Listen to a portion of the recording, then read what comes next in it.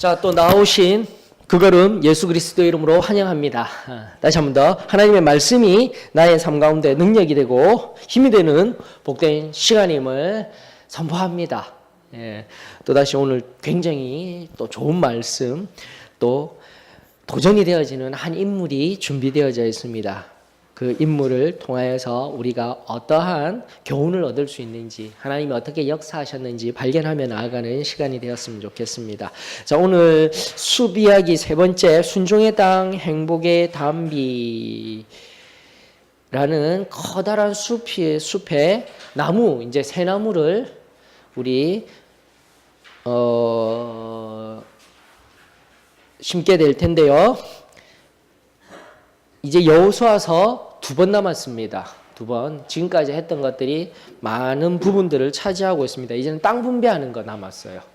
땅 분배하고 마지막 여호수아의 신앙, 마지막 신앙 한 번 더 보고, 그럼에도 불구하고 하나님 신앙으로 나아가지 못하였던 우리 모습들, 사사기 전반부의 모습을 통하여서 어떠한 하나님의 역사가 있었는지를 바라보는 그러한 시간들이 되었으면 좋겠습니다. 자, 오늘 나무 63번째 나무 심습니다. 제목 다 같이 읽습니다. 시작.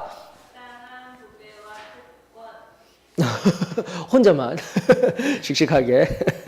예, 합당한 분배와 특권입니다. 여호수아서 13장 14장인데요.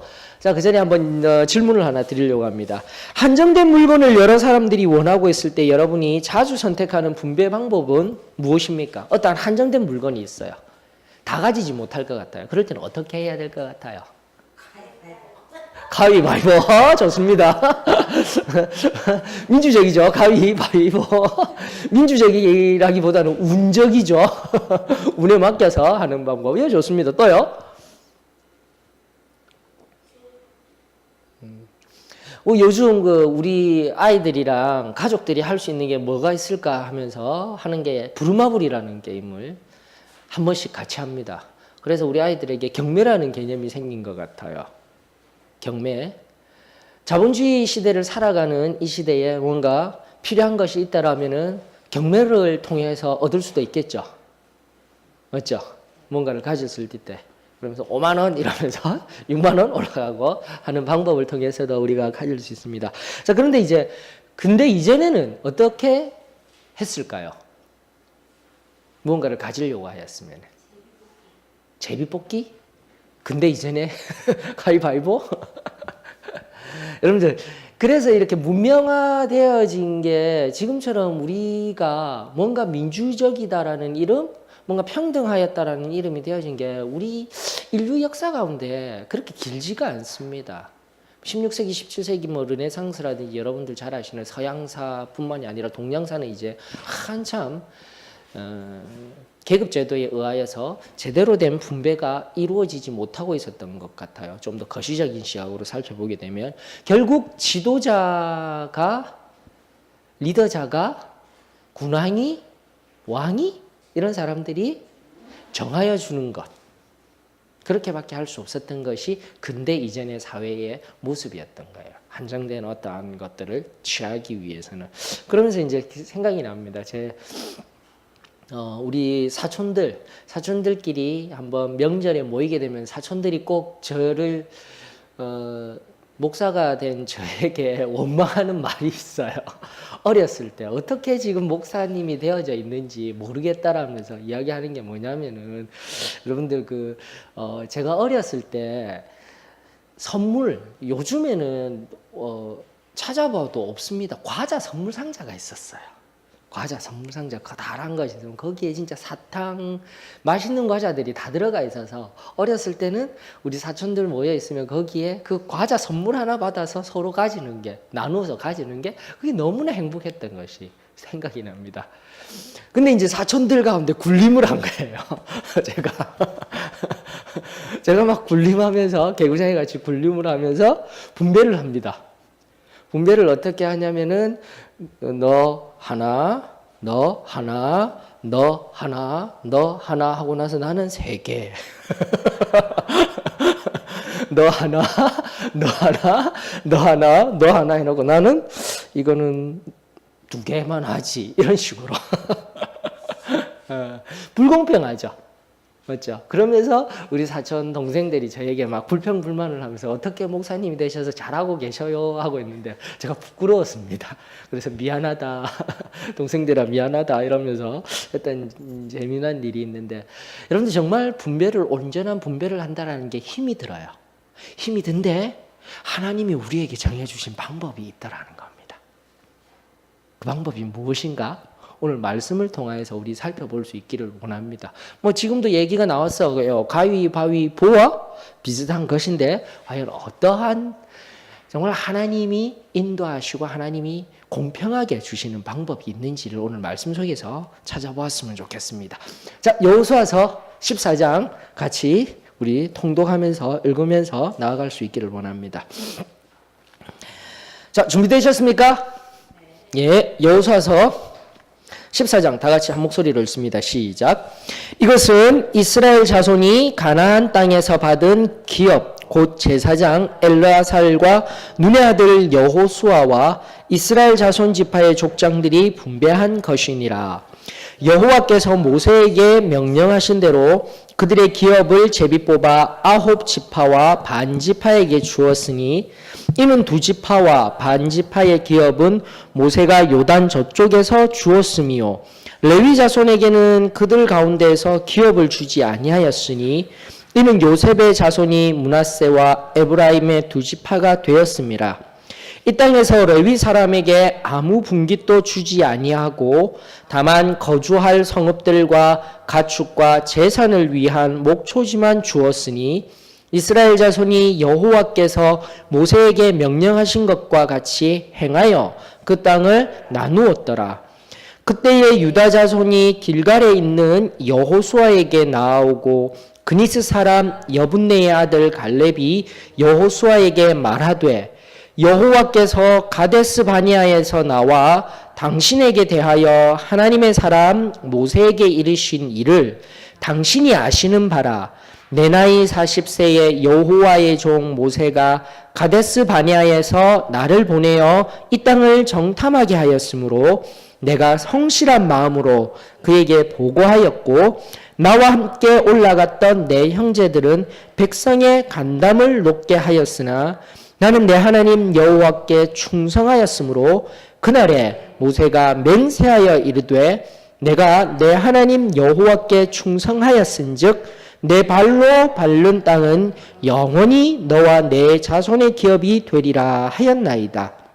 이제 보소서 여호와께서 이 말씀을 모세에게 이르신 때로부터 이스라엘이 광야에서 방황한 이 45년 동안을 여호와께서 말씀하신 대로 나를 생존하게 하셨나이다. 오늘 내가 85세로 돼 모세가 나를 보내던 날과 같이 오늘도 내가 여전히 강건하니 내 힘이 그때나 지금이나 같아서 싸움에나 출입에 감당할 수 있으니 그날에 여호와께서 말씀하신 이 산지를 지금 내게 주소서.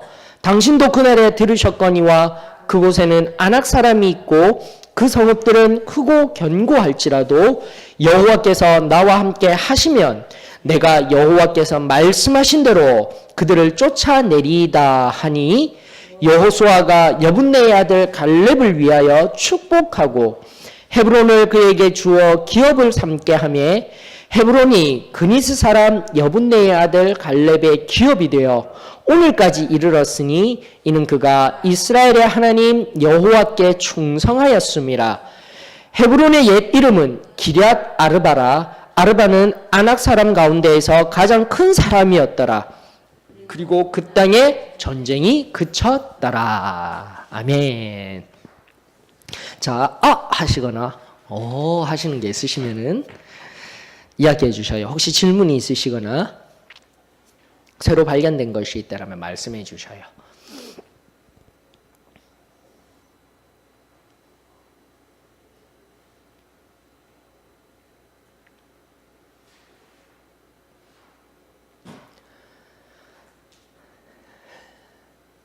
질문이 있으신가요? 좋습니다. 그럼 바로 우리 갈 수 있도록 하십니다. 우리 잘 아는 말씀입니다. 그리고 잘 아는 인물이에요. 그러면서 하나님 말씀 또 교제를 통해서 말씀들 하나하나 보았으면 좋겠습니다. 자, 이스라엘은 가나안 땅을 제비뽑기를 통해서 분배합니다. 제비뽑기예요, 여러분들. 제비뽑기. 앞서 말씀드렸어요. 제가 잠깐 힌트를 드린 바와 같이 근대 이전의 사회. 지금도 마찬가지입니다. 지금 이 여호수아 시대가 언제죠? BC 몇 년쯤 되었을까요? 그렇죠. 우리 이제 지금까지 성경 공부를 잘하고 지금까지 쭉 해오셨다라면 우리는 늦은 출애굽, 전통적인 늦은 출애굽기 기점을 바라보고 있다라고 했습니다. 그러면서 우리 복습할 수 있도록 해요. 1200년대. 그러니까 빠른 출애굽 연대 있어요. 그게 BC 언제요? 1200년대입니다. 늦은 거죠. 이게 늦은 거죠. BC 1200년대가 있어요. 쉽게 말해서 모세와 그 당시 싸웠던 애굽 왕의 이름이 뭐죠? 이설은 여러분 잘 아시는 람세스라는 왕입니다. 람세스 2세예요. 여러분들. 람세스 2세. 그래서 이런 게 있었어 하지만 우리가 이것을 믿고 있는 것은 아닙니다. 따르고 있는 것은 아닙니다. 그리고 많은 지금 이제는 자유주의뿐만이 아니라 이제는 신학으로는 이것이 정설입니다. 정설이에요. 신학적인 입장에서는. 하지만 우리가 성경적인 입장으로 바라보고 정통적인 입장으로 바라보았을 때 보수적인 관점으로 바라보았을 때 우리가 믿는 것은 바로 이 부분이죠. BC 1446년이라고 우리는 성경 공부를 통해 알고 있습니다라는 것입니다. 이게 오래전 이야기예요. 우리들에게 들려진. 그래 이때 왕이 누구죠? 아멘호텝 2세입니다.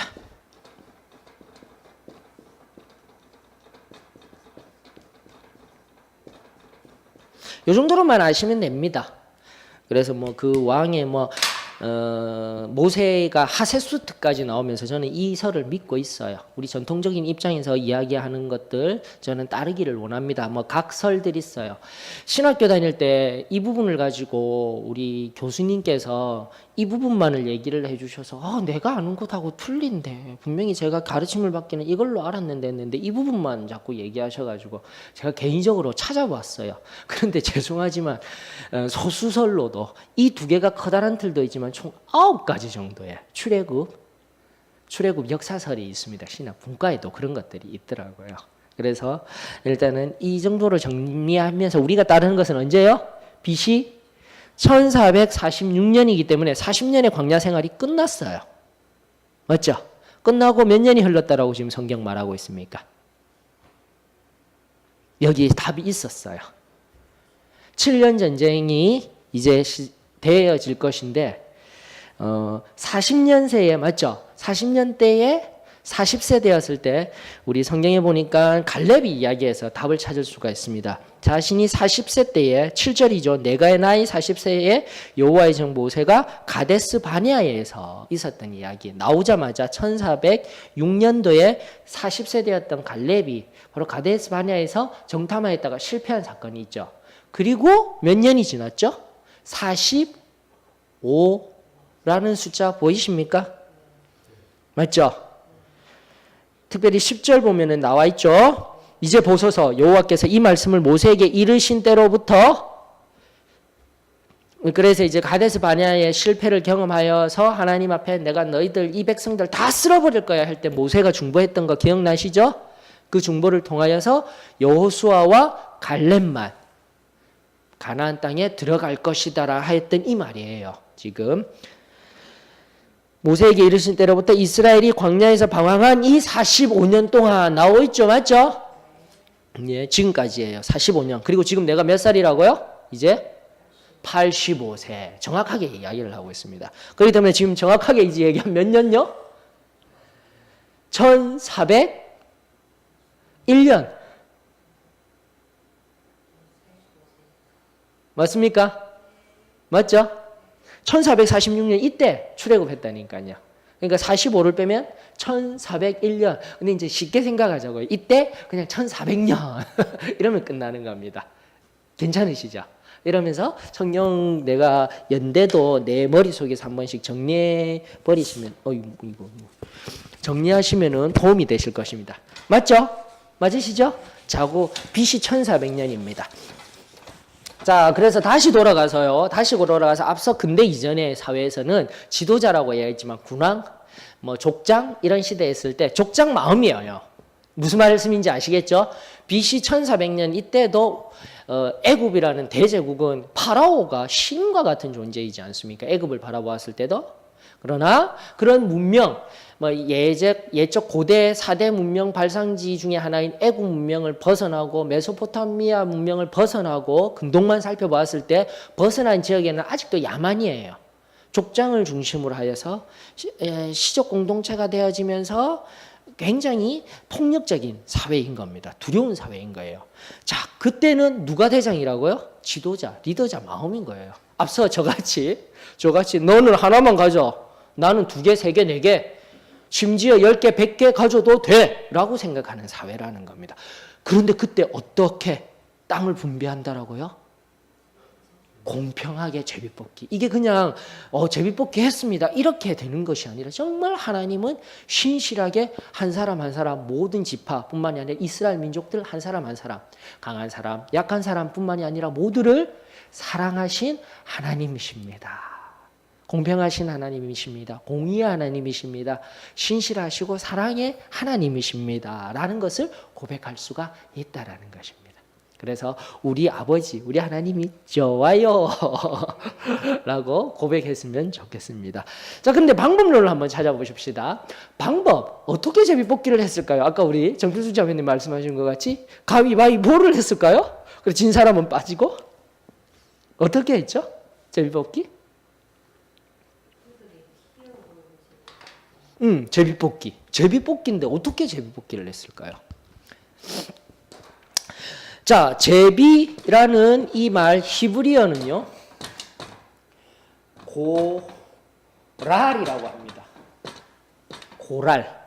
고랄인데 이게 아라비아어 가랄에서 왔어요. 이미 히브리어는 사어가 되었기 때문에 죽은 언어가 되었기 때문에 여러 가지 그 셈족계의 언어들을 살펴서 유출을 많이 합니다. 고랄이라는 용어에 대해서 어디까지 갔을까 하는데 아라비아어 중에 가랄이라는 용어가 있는데 그 뜻이 뭐냐면 돌이라는 뜻이에요. 돌. 이상하다. 왜 제비인데 돌이라고 하지? 그러면서 여러분들이 아는 성경적인 지식과 더불어서 제비를 어떻게 뽑았을까요? 돌. 예, 괜찮습니다. 그러면서 성경 공부를 저를 같이 하는 거예요. 여러분들 제사장 기억하십니까? 제사장이 예전에 세마포 입고 여러 가지 옷 하나님 앞에 제사 드릴 때 제사 입고 여기가요. 앞에 12보석이 박혀져 있습니다. 12지파를 상징하면서요. 그 보석이 함같이 되어져 있어요. 주머니같이 되든지 약간 함같이 나와 있는데 그 속에 뭐가 들었다라고 성경은 말하고 있습니까? 혹시 기억하십니까?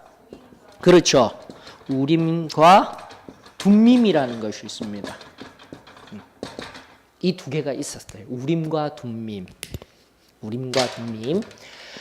근데 이 용어에 대해서는 학자들도 의견이 분분합니다. 무슨 뜻인지 지금은 알 수가 없습니다.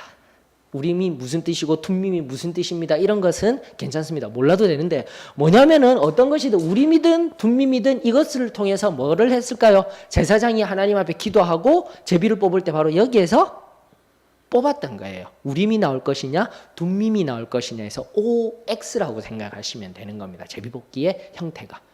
이해되셨죠? 예, 그래서 가위바위보 해서 이기고 진 것이 아니라 항상 제비 생각하시면은 또 다른 성경 안에서 다른 것들도 있겠지만 지금 이 시간부로 성경에서 제비뽑기를 했습니다 하게 되면은 여러분들 우리 여호수아서 14장 1, 2절 보셨죠? 14장 1절에 아주 중요한 말씀을 우리들에게 주고 계십니다. 이런 제비뽑기를 통하여서 분배할 때에 지금 현재 만나 세대를 이끌고 나아가고 있는 지도자는 누굽니까? 우리가 지금까지 알고 있는 여호수아죠. 맞죠? 여호수아인데 여호수아가 그 이름이 밀려나 버리고 있어요. 성경 속에서요. 이름이 먼저 누군가와 3사람이든 4사람이든 2사람이든 항상 성경 속에서 여러분들이 바라보아야 할 원칙이 있다라면, 해석의 원칙이 있다라면은 이름이 첫 번째 나오느냐, 두 번째 나오느냐 굉장히 중요해요. 자, 그런데 지금 14장 1절에 참된 지도자, 우리가 알고 있는 여호수아가 몇 번째에 나오는 거예요? 첫 번째는 누구라는 겁니까? 제사장 엘르아살인 거예요, 여러분들. 철저하게 이 말의 의미는 뭐냐면 여호수아가 지도자이지만 앞서 말씀드렸던 그 당시 BC 1400년대에 횡행하였던 지도자 마음대로 절대 아니다라는 거예요. 지도자는 이러한 것들 우리가 나누고 공평하게 하나님 앞에 서야 될 때는 지도자는 뒤로 빠지고 철저하게 제사장 엘르아살이 나와서 엘르아살을 통하여서 하나님이 분배하시는 것, 하나님의 뜻대로 공평하게 나누어지는 것이 이것이 바로 참된 이스라엘의 법이었으며 오늘날 우리들에게도 적용되어져야 할 법인 줄로 믿습니다. 그렇기 때문에 교회 안에서는 결코 나뉘어짐이 없어야 돼요. 공평해야 돼요. 누군가가 어떠한 영향을 더 가지고 어떠한 것을 더 가지고 이런 것은 없어야 됩니다. 그래서 그런 측면에서 직분 같은 경우도 우리가 고민을 참 많이 해야만 합니다. 직분 문제에 있어서도 세워진 목사님이 계시면 우리는 감독제죠. 장로 제도가 아니기 때문에 목사님을 통하여서 목사님이 주시는 말씀. 그리고 목사님은 우리 리더십, 지금 팔로워십 지금 다 하고 있어요. 리더십은 항상 하나님과 동행하는 성령 하나님이 함께 하시는 분이 되어야 됩니다. 그리고 팔로워십은 뭐죠? 끊임없이 거기에 순종해야 돼요. 근데 그 말의 다른 의미는 뭐냐면은 이 리더십을 가진 리더자도 어떻게 해야 돼요? 하나님을 순종하는 사람이 되어야 되는 거예요. 내가 하는 것이 아니에요. 우리는 이것을 믿고 있습니다. 그렇기 때문에 제도적인 측면도 오늘날 저희들이 그렇게 사람이 많지 않은 자리에서 또다시 직분을 나누어서 가지고 하는 그런 것보다 같이 공평하게 하나님이 주신 달란트에 의하여서 늘 제가 한 번씩 이런 부분이 있으면 얘기하죠. 자신의 기능, 나아가 하나님이 나에게 주신 은혜에 감사하여서 우리 어떻게 하죠? 헌신하는 거예요. 내가 가진 달란트가 무엇인지 하여서. 그렇게 해서 이 부분을 조금 더 확장해서 내가 가진 것들, 나에게 주신 기업, 나에게 주신 달란트가 무엇인지를 생각해서 하나님 앞에 잘 사용되어지는 은혜가 있으셨으면 좋겠습니다. 그런데 직분을 주게 되면 뭐가 생기는 거죠? 공평하지가 않아요. 이런 계단적인 직급 형식이 되면서 높아지는 거예요. 어떤 사람은 낮은 자리에 있고 어떤 사람은 높은 자리에 있고 이런 개념들이 생기는 것을 저는이 아니라 성경적으로는 원치를 않습니다. 물론 소득, 가지는 차원에서도 있지만 우리가 조금 더 생각을 확장시켜서 갔으면 좋겠습니다. 그리고 여러분들 기억하십니까? 초대교회에 5,000명, 한 번 설교했더니 5,000명이 변화되고 한 번 설교했더니 3,000명이 변화됐잖아요. 맞죠? 그랬는데 12 사도들이 잘 이끌어 나가다가 잘 이끌고 있었잖아요. 그런데 문제가 생겼잖아요. 히브리파 과부들과 헬라파 과부들에게 공동체에서 잘 나누어지는 이런 분배의 문제가 생겼을 때 그때 직분, 거기에서도 그냥 일꾼이라고 해서 세웠지 집사라는 이름이 아니었습니다. 몇 명요? 그 많은 사람들 중에서도 몇 명? 7명이었어요. 이런 부분들에 대해서도 우리가 직분 문제에 대해서도 우리가 가지고 있는 성경적인 접근, 그러니까 하나님 은혜 받으면 하면 됩니다. 그래서 꼭 내가 직분 받아서 일해야 돼. 그리고 오늘날 직분 받을 때 여러분들 아시지 않습니까? 헌신의 개념도 좋지만 헌신한다고 물질을 꼭 드려야만 되고 하는 조금 왜곡된 직분론에 대해서 우리가 좀 점검해 봐야 되고, 다행히 우리 교회 안에는 그러한 오류들이 없어서 하나님 앞에 참으로 감사를 드립니다. 그래서 오늘 이 공부하면서 조금 더 생각을 폭넓게 해주십시오. 쉽죠? 우린과 둔민 이제 앞으로 제비뽑기 하면서 어떠한 것보다도 이렇게 하나님 앞에서 하나님 앞에 공평하게 행하였다. 하나님이 일하셨다라는 것을 우리가 살펴보았으면 좋겠습니다. 자, 지혜 창고 읽어드릴게요. 제비 뽑아서 나눈다는 것은 힘센 사람이 좋은 것을 먼저 소유한다는 것이 아니다. 제비뽑기라는 말 속에는 하나님의 소유권을 인정한다는 의미가 담겨 있으며 토지공개념도 담겨 있다. 지금 토지공개념 하려면 저는 지금 한도 끝도 없습니다. 책 한 권을 소개시켜 드리려고 합니다. 홍성사에서 제가 나온 것으로 알고 있는데 책을 가지고 내려야 되는데 못 가져왔네요. 예수원, 저기 태백에 가면 예수원을 창설하신 대천덕 신부님이 계셔요. 대천덕 신부님에 의하여서 토지에 관한 책이 있어요. 토지 공개념에 관한. 책이 있는데 그걸 참고로 해서 성경적인 것, 지금은 사유재산이 자본주의 안에서 사유재산이 인정되는 것 가운데 우리 토지, 건물 같은 경우도 사유재산으로 인정하고 있지 않습니까? 근데 이제 성경이 말하는 부분에 있어서는 토지는 나라가 소유, 나라도 아니죠. 하나님이 소유하셔서 균등하게 나누어지게 될 때 그나마 오늘날 우리 헬조선이라고 불려지는 한국 사회에서 조금이나마 이 성경적인 원리가 들어갔으면 하는 바람입니다. 토지는 공개념이 되어져야 합니다. 지금 토지 공개념 얘기하면서 성경적인 토지에 대한 이야기를 하려면 이것도 시간이 한참 들어가야 돼요. 그리고 참고로 여러분들 아시지 않습니까? 서로 사고 팔 수도 있어요. 토지는 사고 팔 수도 있지만 50년째 되는 신년에는 무슨 일이 일어나죠? 바로 이때, 지금 이때 분배받았던 그 땅이 다 어떻게 되는 거예요? 다시 돌려지게 됩니다. 엄청난 거예요, 여러분들. 다른 거 몰라도 이 토지만큼은 절대 내어줄 수 없다. 특별히 오늘날 우리 대한민국 그 근대사를 살펴봐도 여러분들 급격하게 우리가 발전을 이룬 것들 중에 조금 왜곡되게 발전된 것이 이 땅 가지고 땅값이 지금 너무 부풀려져서 근대에 그 6.25 이후에 60년대 그때 근대가 아니죠. 현대죠. 그 현대 안에서 60년대 70년대 하면서 그 땅 때문에 땅값이 오름으로 말미암아 왜곡되어진 지금 그 자본의 분배가 이루어진 것 때문에 우리가 고민을 좀 많이 해야 됩니다. 서울이 이렇게 아시지 않습니까? 서울 안에 땅값이 얼마나 지금 비싸져 있는지 유례가 없는 거예요. 이런 부분들에 대해서 우리가 고민하면서 참으로 하나님을 잘 섬긴다라는 백성이 민족이다라고 여긴다라면 우리가 성경적인 개념 안에서도 조금 더 깊이 있는 살핌이 필요하지 않을까 싶습니다. 그래서 대천덕 신부님 쓰신 그 토지에 관한 개념이 있습니다. 제가 다음에 오면은 한번 또 책도 소개시켜 드릴 수 있도록 하겠습니다. 한번 꼭 보면은 도움이 되실 것입니다. 자, 이거 좀 읽어 주시겠습니까? 이제 말씀의 숲길로 우리 가보도록 합니다.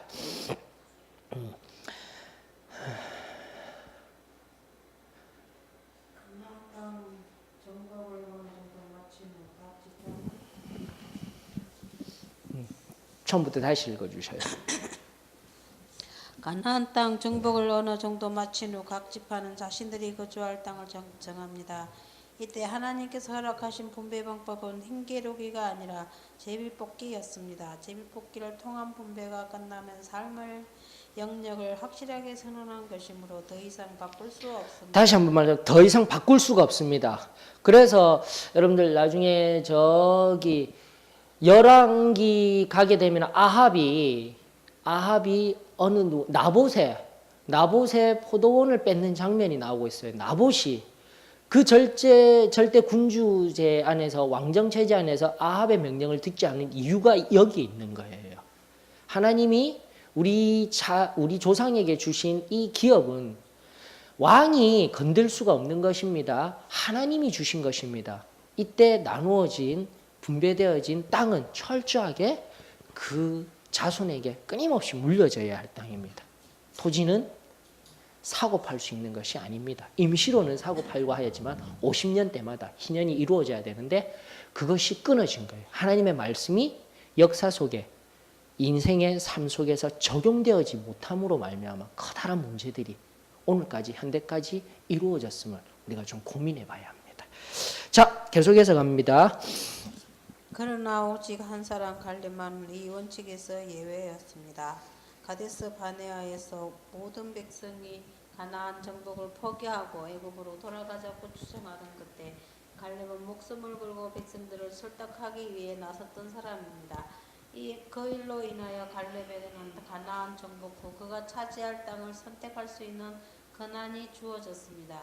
이제 실제로 땅을 분배하는 시점에 갈렙이 자기의 가족 및 친지들과 함께 여호수아에게로 나옵니다. 그리고는 여호수아에게 자신이 과거에 부여받은 특권을 상기시킵니다. 여기 이제 예외가 하나 등장합니다. 짜자잔, 예외가 등장하면서 누가 등장하는 거죠? 갈렙입니다. 갈렙. 오늘 살펴볼 인물 갈렙. 여러분들 갈렙에 대해서 여러분들이 아는 것 한번 이야기해 주셔요. 갈렙은 어떤 사람입니까? 갈렙.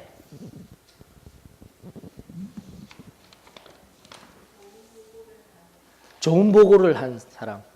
그러니까 쭉 훑어가니까 민수기 13, 14장에 있는 가데스 바네아의 사건. 12명의 정탐꾼을 보냈는데 그 12명은 또 누구였습니까? 바로 12지파에서 가장 최고의 엘리트들을 뽑은 거예요.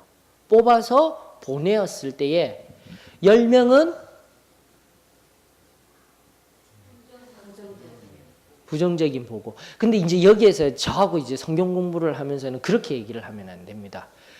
12사람 모두 다 긍정적인 보고 했어요. 근데 뭐가 문제였죠? 보고는 긍정적이었어요. 전부 다 이 정말 좋은 땅이다라고 보고를 다 했는데 문제는 그 뒤에 뭐가 문제였습니까? 응? 할 수 없다, 할 수 있다. 그렇죠. 믿음의 문제였다니까요, 여러분들.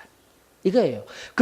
정말 좋은 땅이었어요. 긍정적인 보고라는 말의 의미는 하나님이 약속하여 주신 땅이 맞더라는 거예요. 전부 다 그렇게 했어요. 그런데 문제는 뭐죠? 아낙 자손이라든지 커다란 사람들이 있고 철병거를 가진 민족들이 있다 보니까 그것을 바라보면서 자신이 해석하여서 자신의 믿음이 어떻게 된 겁니까? 하나님이 주시겠다고 약속하였는데 10사람은 어떻게 된다고요? 그들에게 우리는 메뚜기와 같은 존재다라고 이야기를 했던 거예요. 그러나 두 사람 여호수아와 갈렙만은 뭐라고 했습니까? 그들은 우리의 밥이다라고 했어요. 얼마나 위대한 믿음입니까? 여러분들. 저와 여러분들의 믿음이 되어지기를 원합니다. 세상이 아무리 변화되어지고 아무리 세상의 방법들이 옳은 것 같이 보인다 할지라도 또 우리가 가진 믿음, 이 좁은 길의 걸음, 그리고 이 신앙, 그리고 성결함, 그리고 정말 경험, 체험의 신앙이 있습니까? 라고 이야기하는 회의론자들에게 다시 한 번 더 우리에게 내어주신 이 귀한 은혜들, 갈렙과 여호수아와 같이 세상 한복판 가운데서 우리가 하나님 앞에 가진 이 진리가 얼마나 귀한지를 믿음으로 선포하시면서 세상은 우리의 밥입니다 라고 이야기하는 은혜가 있으셨으면 좋겠어요. 우리 가진 신앙 작다고 연약하다고 하여서 메뚜기 같아요. 뭐 이걸 이럴까요? 이러지 마시고 가슴 쫙쫙 펴시고 나아가는 은혜가 있었으면 좋겠습니다. 예, 갈렙이 그리하였습니다. 근데 하나님께서 약속을 주셨어요. 그 말씀을 우리가 봐야 되겠죠. 어떠한 약속을 주셨을까요? 여러분 신명기 1장 36절 한번 볼까요?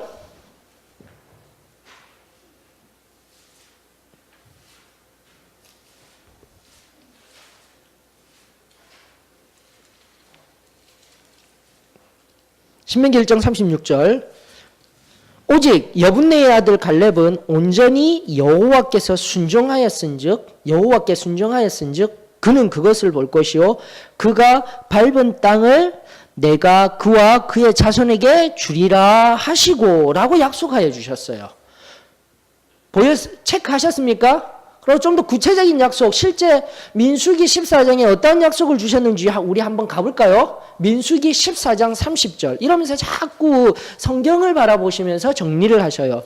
성경이 주시는 말씀을 내가 눈으로 보고 내가 적고 체크를 하면서 내가 관념적으로 알고 있는 것을 명확하게 세워나가셨으면 좋겠습니다. 성경 공부의 방법론입니다. 민수기 14장 30절 자 보십시다. 시작. 여분네의 아들 갈렙과 눈의 아들 여호수아 외에는 내가 맹세하여 너희에게 살게 하리라 한 땅에 결단코 들어가지 못하리라 라고 약속해 주셨답니다. 그래서 결론은 뭐죠? 바로 여호수아와 갈렙만이 들어갈 수 있게 될 것이며 또 신명기 1장 36절 말씀을 통하여서 들어가게 되었을 때 어떻게 해요? 하나님이 그 땅을 어떻게 해주신다고요? 신명기 1장 36절에요?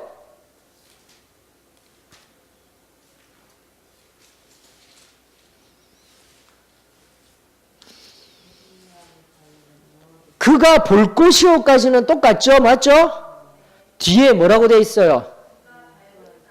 내가 그와 그의 자손에게 주리라. 이건 제비뽑기가 아니에요. 맞죠? 그가 원하고 그가 밟을 땅을 내가 주리라라고 약속해 주셨던 거예요. 여러분들. 귀한 말씀이죠. 그리고 하나님이 그것을 이루어 주시기를 원하고 갈렙 또한 자신의 특권을 기억하고 있었다. 첫 번째, 여러분들 갈렙이 와 정말 대단해라고 생각하는 것 중에 하나 여러분들 기억하십시오. 이번에도 우리 저녁 예배 설교 시간에 저녁 시간에 한나에 관해서 살펴보았죠. 하나님의 말씀을 온전히 깨닫고 물론 부정적인 말씀이었어요. 부정적인 하나님의 말씀에 조상 아브라함의 집에 있었던 역사였지만 우리 가정에서는 그렇게 만들지 아니할 것이라고 하여서 그 말씀이 내게 능력이 되었던 거예요. 한나에게. 하지만 갈렙도 마찬가지입니다. 45년이 지난 이 시점까지 하나님이 나에게 주셨던 그 말씀을 어떻게 하고 있었던 거예요? 붙들고 있었던 거예요. 새기어 놓고 있었다는 거예요. 이것이 승리의 비결입니다. 여러분들. 하나님이 나에게 주신 말씀, 지금도 하나님께서 나에게 계시하여 주시고 명확하게 보여주신 이 말씀이 우리 삶의 능력이 되어지기를 원합니다. 다른 것 아니에요. 다시금 하나님께서 나에게 주셨던 말씀, 그리고 체험을 통하여서 나에게 들려주셨던 그 세밀한 음성에 그 말씀들 하나하나가 내 믿음의 근거가 되어지기를 원합니다. 그러면서 삶의 순간순간 속에서 하나님의 말씀으로, 성령 하나님의 말씀하여 주시는 그 능력으로 여러분들 우리 승리하며 나아가기를 원합니다. 갈렙은요 45년이 지난 이 시점에 일어나서 그 약속을, 하나님의 약속을 내가 이루겠습니다 라고 도전하고 있는 거예요. 이것이 첫 번째입니다. 두 번째는 무엇입니까? 두 번째는요 갈렙의 겸손함이에요. 여러분들. 지금 성경에 보면 갈렙은 어느 사람이라고, 어느 족속 사람이라고 말하고 있습니까? 다시 여호수아 14장으로 돌아와서요. 6절에 답이 있습니다.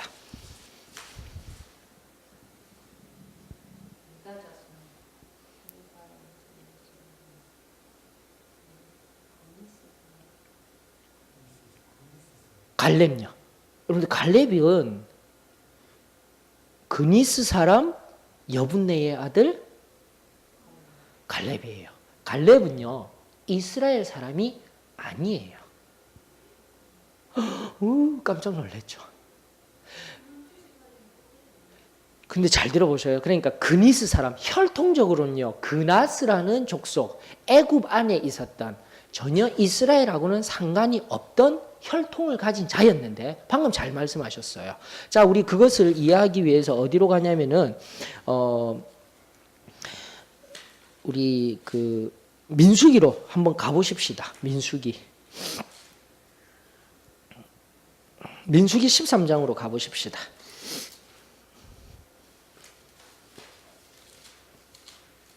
민수기 13장 6절로 가볼까요? 읽어보세요. 시작.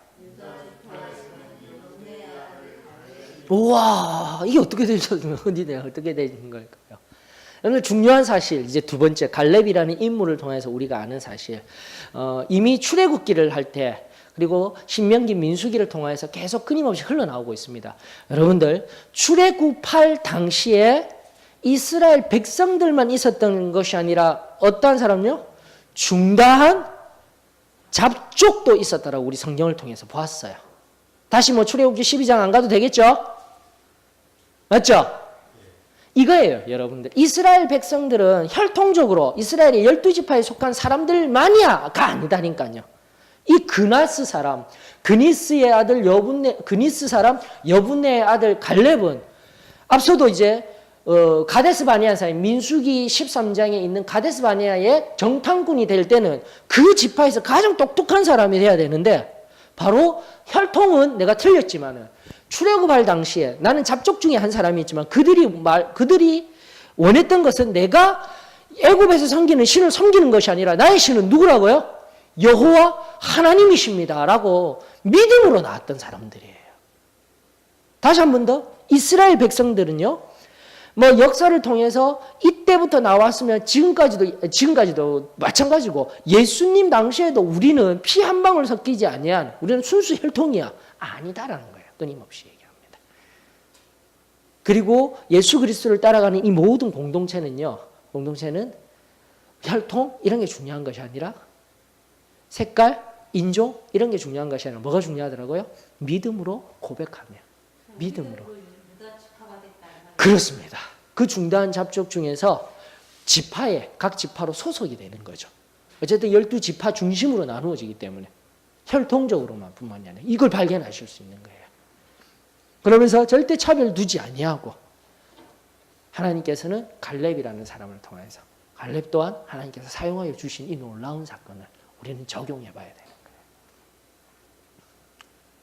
그래서 다시 한 번 더 내가 아무리 연약하고 그리고 우리 말씀 이 성경에 있는 말씀 좀 적용을 해 보십시오. 내가 참 특별히 우리 교단의 역사가 이제 한국 내에서는 다른 장로교, 감리교 이런 교단보다는 짧기 때문에 이제 한 세대가 흘러가고 있고 이제 몇 년 뒤면은 한국 선교 50주년이 있게 될 것입니다. 50주년이 50년의 역사 속에서 내가 그때부터 있었어.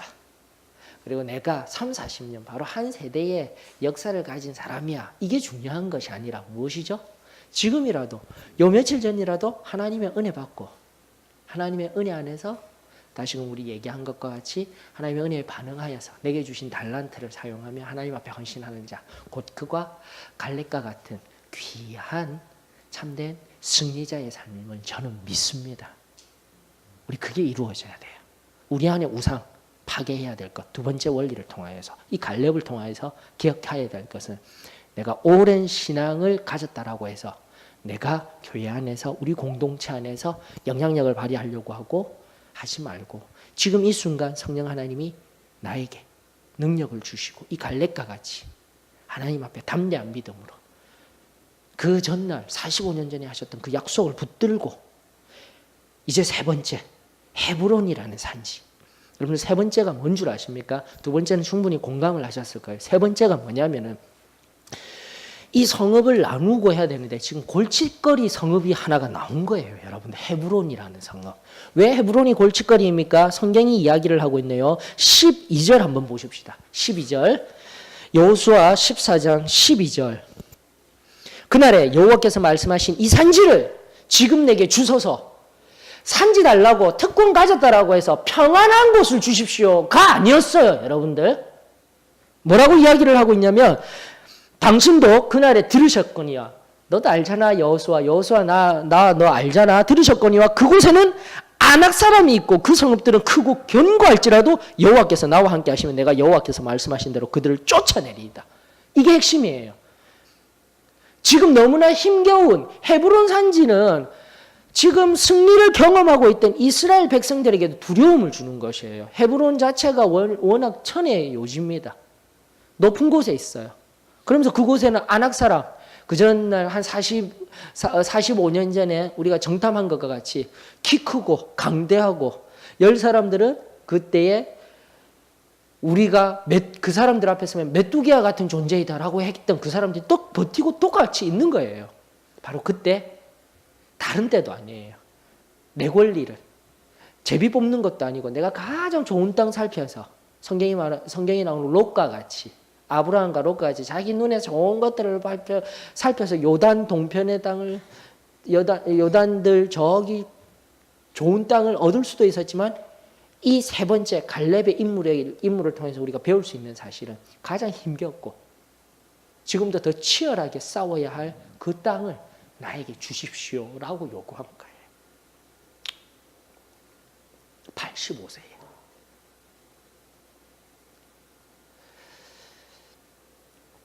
저는 우리 사도의 신앙교회 나아가 우리 소망교회 나아가 사도의 신앙교회 어머니 아버지들에게 이러한 믿음이 있기를 원합니다. 동일한 거예요. 앞서 말씀드린 40-50년에 내가 오랜 신앙의 연륜이 있기 때문에 어떠한 영향력을 나타내려는 위치, 말, 행동을 하려고 하는 것이 아니라 지금 이 순간 우리 교회 앞에 놓였을 때 가장 힘들고 가장 어려운 것이 무엇일까? 그것을 하나님 앞에 엎드려 살펴서 내가 그것을 하겠습니다. 내가 그것을 하기를 원합니다.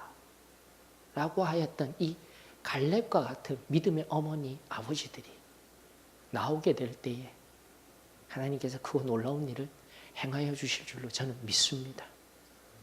시점도 기가 막히지 않습니까? 갈렙 보셔요.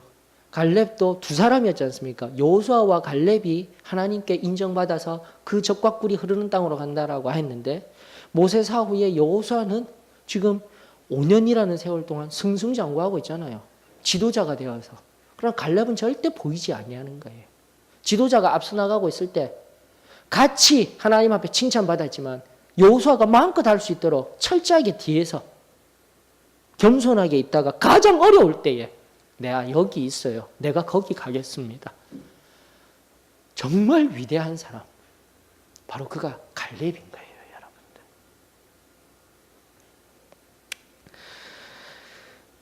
비단 어머니, 아버지에게만 적용되는 갈렙의 신앙이 아니라 우리 귀한 소망교회 성도들 한 사람 한 사람, 나가 우리 사도의 신앙교회 성도들 한 사람 한 사람에게 다시금 그 전날 나에게 주신 믿음, 그리고 신앙의 연륜, 오래된 것. 저도 오래된 걸로 따지면 지금 제 나이만큼 오래 교회에 나오고 있지 않습니까? 엄마 뱃속부터 사도의 신앙교회에 나왔어요. 그게 중요한 게 아니에요. 그게 중요한 게 아니에요.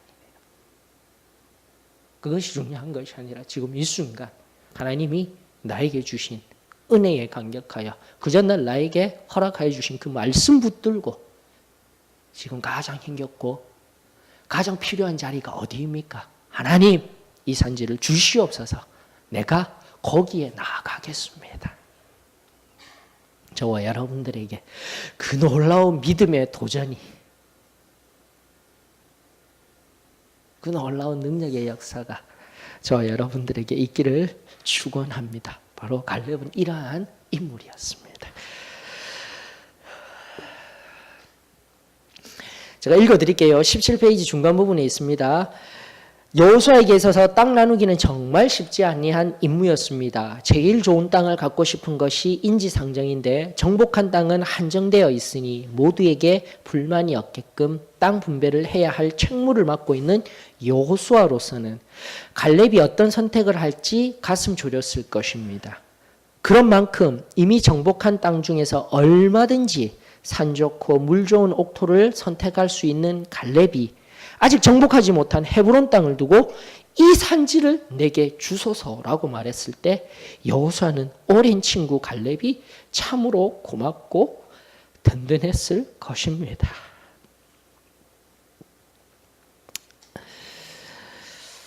지금 갈렙의 이 선택은 가나안 땅 분배의 기본 정신이 되어 평화롭고 합리적으로 땅을 분배할 수 있는 분위기를 형성하는 데에 크게 기여합니다.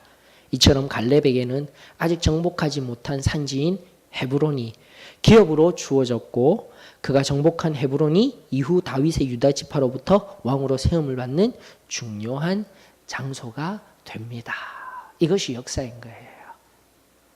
나중에 다윗 왕이요. 여러분들 헤브론에 관해서 우리 알아두기 한번 또 볼까요? 헤브론은 연합, 동맹이라는 뜻을 가지고 있습니다. 헤브론은 하나님의 백성이 하나님과 연합함을 의미합니다.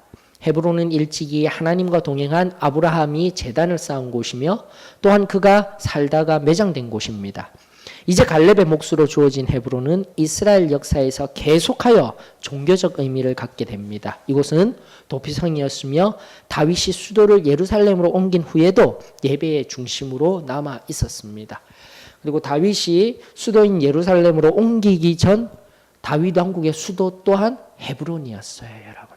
이것이 역사인 것입니다. 나에게는 힘들고 어려운 일이지만 내가 선택한 그 한 걸음을 통하여서 하나님은 너무나 크고 놀라운 일을 준비해 두고 계셨던 거예요. 이러한 역사성 또한 우리가 오늘 말씀을 통해서 꼭 깊이 새기어서 저와 여러분들의 진정한 믿음의 선택, 이 산지를 주시옵소서. 그냥 편안하게 내 엉덩이가 편안한 것이 좋사오니가 아니라 그저 편안하게 예배드리는 자리가 아니라 다시금 하나님을 위하여 내가 어떠한 산지를 취하며 나아갈지 가장 힘겹고 어려운 중에 내가 나아가 하나님이 주신 믿음의 땅입니다. 이러한 고백으로 오늘날 우리 교회 가운데 내가 해야 할 일이 무엇인지 어떠한 내 땅이 있는지 살피며 나아가는 저와 여러분들이 되었으면 좋겠습니다. 자, 한편으로는 이 갈렙의 믿음만을 바라보고 우리가 참 좋은 일이 있었구나라고 생각할 수 있는데, 여러분들 15장 마지막 절 말씀이 우리들에게 의문의 여운을 남깁니다. 오늘 14, 15장을 가지고 우리가 살펴보게 될 때에 15장 마지막 절 다 같이 한번 읽어볼까요? 63절입니다. 시작. 예루살렘 주민 여부수 족속을 유다 자손이 쫓아내지 못하였으므로 여부수 족속이 오늘까지 유다 자손과 함께 예루살렘에 거주하니라. 이게 핵심이에요. 5년 동안 7년 대전쟁 중에 5년 동안의 역사를 통해서 중부지방 치고 남부 치고 북부하고 이제 어지간한 군사적인 가나안 땅에 있는 군사적인 장정들은 이미 다 쓰러지고 없어요. 막강한 세력들은. 그렇기 때문에 분배받은 땅에서 각 산지로 들어가면 되는데 뭐예요? 쫓아내지를 못하는 거예요. 여러분들 그러면서 이제 다음 주에 우리 여호수아서 다 정리하고 하지만 다다음번에 나무 65번째 할 때 사사기 1장에 보게 되면은요. 바로 이 여운과 함께 사사기 1장 속에서요. 쫓아내지 못할 뿐만 아니라 암울한 역사가 시작되는 것을 사사기 1장이 이야기를 하고 있는 것을 우리가 살펴보게 될 것입니다.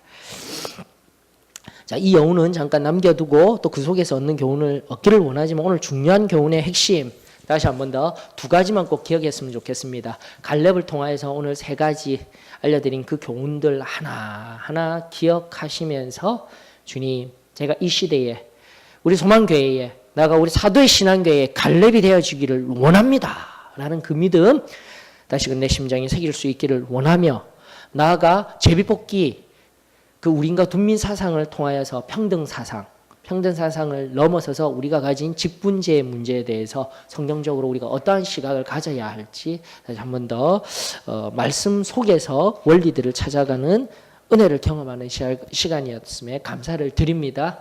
기억하시면서 또 말씀 속에서 우리 신앙의 틀을 다시금 세우실 수 있기를 원합니다. 질문은 기도 후에 또 받도록 하겠습니다. 기도하겠습니다. 살아계신 하나님, 은혜를 감사를 드립니다. 다시금 우리 사랑하는 귀한 믿음의 조상, 믿음의 선진, 이 위대한 갈렙의 신앙을 통하여서 우리들에게 다시 한 번 더 도전하게 해주시니 감사를 드립니다. 하나님, 날이 갈수록 내 육신은 연약해져 갈 때에 후패하여져 가지만 내 심령은 날로 새로워집니다 라는 그 말씀이 오히려 나에게 독이 되어져서 그저 편안함만 추구하는 그러한 내 신앙의 여정을 걷고 있지는 아니한지, 오늘 갈렙을 통하여서 85세의 갈렙이 이스라엘에게 위기가 찾아왔을 때에, 막대한 강대한 적 앞에 놓였을 때에, 지도자가 힘들어할 때에 분연히 일어나서 하나님 앞에 믿음의 고백을 하는 이 갈렙과 같이 하나님, 이러한 위대한 인물, 우리 한 사람 한 사람이 오늘날 우리 위한 소망교회 위에 일어날 수 있도록 성령 하나님 역사하여 주시옵소서. 그 갈렙을 통하여서 새롭게 회복된 헤브론 산지와 같은 세상 가운데의 영적인 산지들 다시 한 번 더 정복되어지고 무너지며 우리 안의 우상들, 나아가 우리 안에 우리 공동체의 악한 산지들 다시금 회복되어지며 하나님의 것이라고, 하나님의 땅이라고 선포할 수 있는 위대한 승리가 이루어지는 것을 경험하게 하여 주시옵소서. 주신 말씀들 하나님 감사를 드리오며 또 심장에 새기며 세상에 나아가 나의 삶 가운데 온전히 증거하는 인생이 되어지기를 원합니다. 주중 가운데에서도 성령 하나님 함께 하시며 동행하시며 승리케 하여 주실 크고 놀라운 은혜를 주님 바라오며 사랑 많으신 예수님의 이름으로 기도합니다. 수고하셨습니다.